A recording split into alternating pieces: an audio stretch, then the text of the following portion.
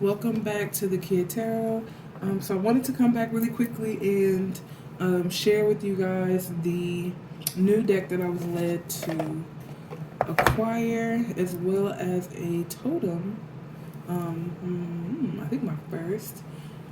So part of my spiritual journey has included very heavily the communication between the spirit world and with me through numbers and through spirit animals and totems. I, for the last several weeks, have been felt called to get a numerology deck as well as an animal totem deck. I usually, when they come to me, I'll either just look up, typically will Google them. So this is the first one that I actually purchased, and I'm actually traveling, and so I was in a little esoteric shop, and when I went to the desk to look at the tarot decks, I just knew I'm looking for animal spirit decks, right? And she even started pulling some for me once she figured out what I was going for. And then after I picked the deck that I wanted, I noticed this little owl there. So hopefully you could get a good visual of him. So I'm just leaning more into that. And so with the little owl came a card, and it says, of the owl spirit brings wisdom, protection, and helps us discover hidden secrets. Owls have night vision and can see things not revealed to the human eye. Your spirit owl can help you tap into the spirit knowledge and develop your perceptions and intuition. So as we continue to move forward, developing our intuition and developing our spirituality, the owl's here with us to offer its wisdom.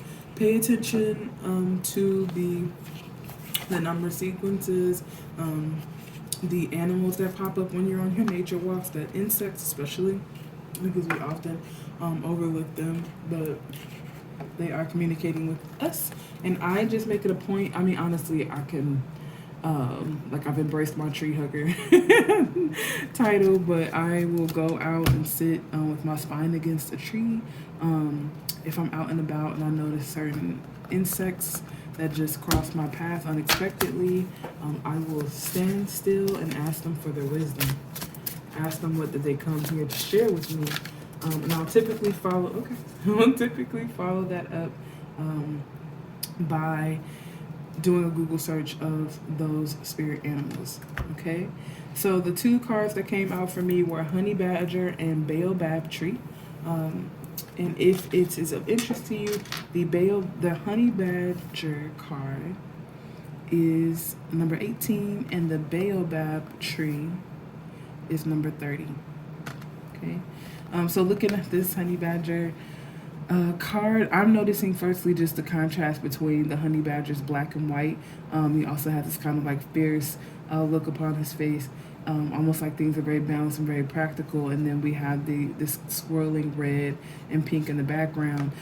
This color was also a big part of the previous reading that I posted, but just kind of balancing those lower chakra energies and understanding when it's time to strike is what I'm hearing. And then with the baobab tree, it very much, it gives off that tree of life kind of connotation. We see a lot of greenery up here, the green for me representing the heart chakra, but we also see a rainbow of colors that are running through the background, and it really just helps to remind us that this is constant. This flow of energy, flow of light, the chakra system, however you want to look at it, it is constantly flowing through our lives, flowing through our livelihood. So let's see what the booklet has for us. All right, so number 16 was the honey badger. Or was it 16 or 18? Excuse me.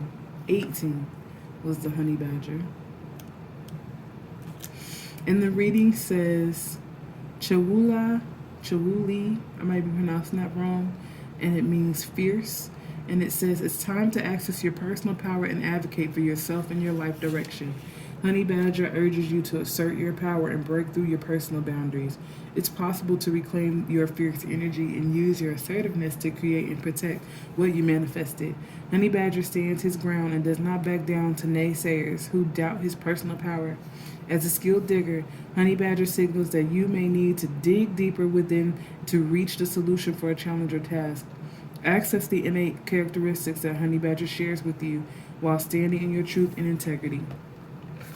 So for me lately, what that looks like, what accessing that truth looks like, is just meditating. And you may want to just pause the video and meditate on the image of the honey badger. I should get a little stand or something so it's not my face that you guys have to stare at.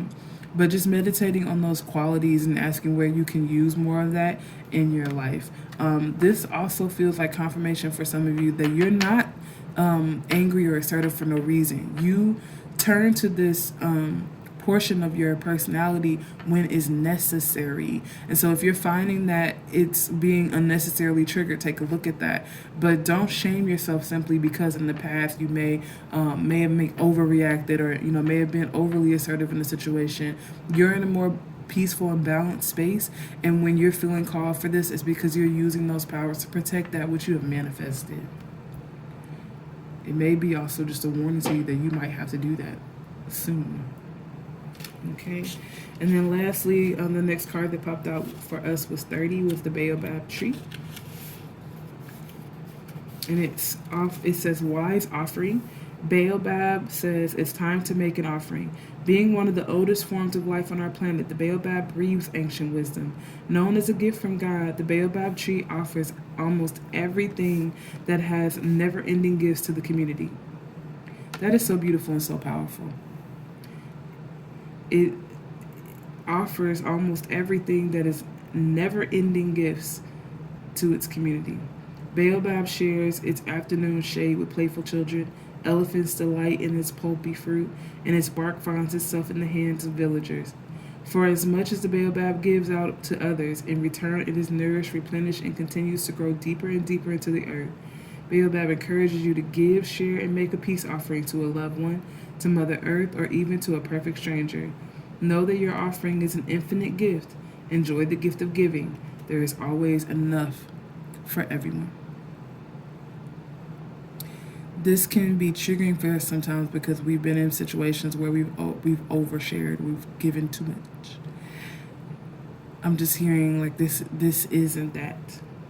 And it may also be confirmation for you because you've been coming up with some plans on how to connect systems that doesn't already exist or doesn't exist coherently. Maybe it's happening in one space but not over there, and you want to find ways to bring it into where you are. And that's really this Baobab wisdom, this continuous offering of gifts that are community benefit, not just the